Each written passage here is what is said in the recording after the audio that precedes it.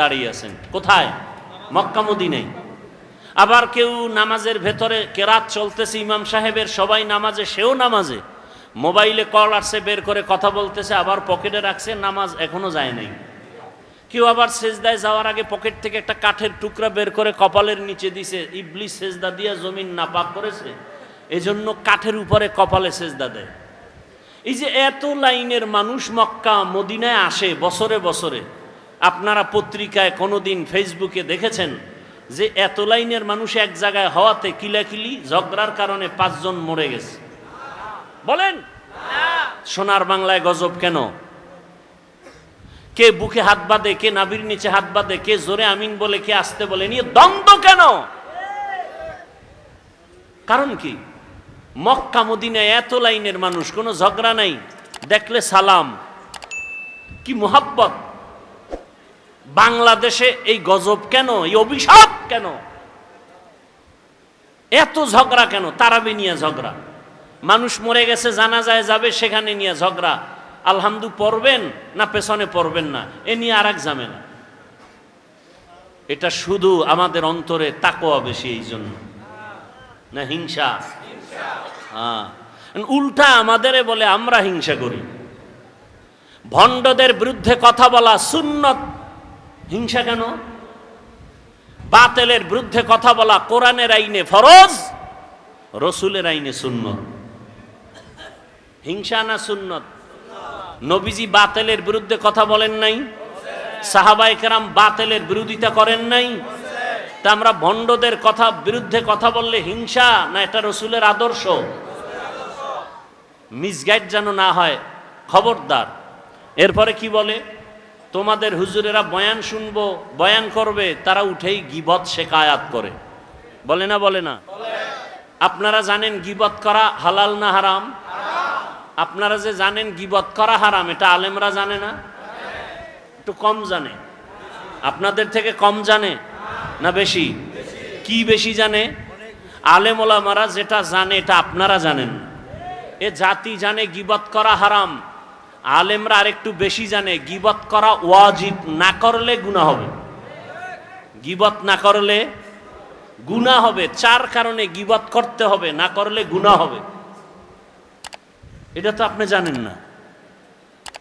ইসলামের ব্যানার নিয়া, ইসলামের কালেমা নিয়া, ইসলাম নিয়া যারা ময়দানে ভেজাল ছড়ায়, উম্মতের মাঝে ডিভাইডেড তৈরি করে, দ্বন্দ্ব ছড়ায়, তখন আহলে হক আলেমের উপরে দায়িত্ব ওই ভণ্ডদের মুখোশকে উন্মোচন করা। এটা গীবত হলেও সওয়াব, এটা গীবত হলেও সওয়াব। কথা বুঝে আসছে? আল্লাহ বুঝার আমাদের তৌফিক দান করেন। আমার তেলাওয়াতকৃত আয়াত আর হাদিসের তরজমাটা বলে নেই, এরপরে আপনারা ধৈর্য ধরে বসলে কিছু ব্যাখ্যা শোনাবো ইনশাআল্লাহ। বিসমিল্লাহির রহমানির রহিম। ওয়াল আসর, আসরের শপথ। ইন্নাল ইনসানা লাফি খুসর, নিশ্চয়ই সমস্ত মানুষগুলো ক্ষতিগ্রস্ত, জাহান্নামী।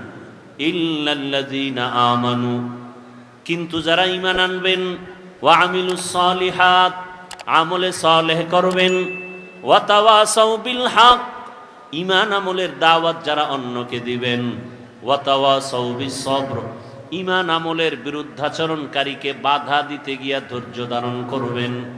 এই 4 গুণওয়ালারা জাহান্নামী না, বাকি সব জাহান্নামী। রহমতের নবী বলেন, মাইয়ুরিদিল্লাহু বিহি খাইরান ইউফাক্কিহু ফিদ্দীন, আল্লাহ যার কল্যাণ চান, আল্লাহ তাকে তাফাক্কুহ ফিদ্দীনের মাকাম দান করেন, দ্বীনের সহি বুঝ দান করেন। আল্লাহ যাকে ভালোবাসেন। দ্বীনের বুঝ পাওয়া এক জিনিস, আর দ্বীনের জ্ঞান অর্জন করা ভিন্ন জিনিস। দ্বীনের জ্ঞান অর্জনকারী বা করা, এটা তাআল্লুম ফিদ্দীন, দ্বীনের জ্ঞান অর্জন হিন্দুও করেছে। আপনারা এই মাধবদী স্ট্যান্ড থেকে একটু সামনে আগাবেন, ওখানে একটা হিন্দু ভাইয়ের নাম লেখা আছে, একটা সাইনবোর্ড ছোট আকারে, ভাই কি জানি, গিরিশচন্দ্র সেন। এরকম বহু আল্লাহর বান্দা বিধর্মী, কিন্তু ইসলামের জ্ঞানে অনেক জ্ঞান রাখে।